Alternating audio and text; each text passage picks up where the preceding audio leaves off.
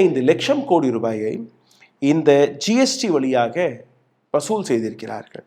உதாரணத்துக்கு நீங்கள் பார்த்தீர்களோ, ஒரு 5-6 வருஷத்தை எடுத்துக்காட்டு. Actually it came in 2016.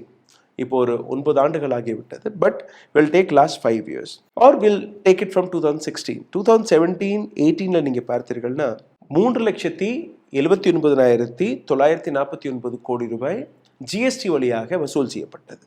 அதற்கு அடுத்த வருடம் 4,86,000. அதற்கு அடுத்த வருஷம் 5 லட்சம்.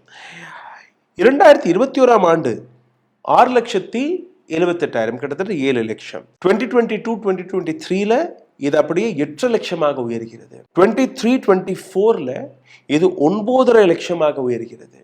24-25 இதே தொகை 10,26,490 கோடி ரூபாயாக உயர்கிறது.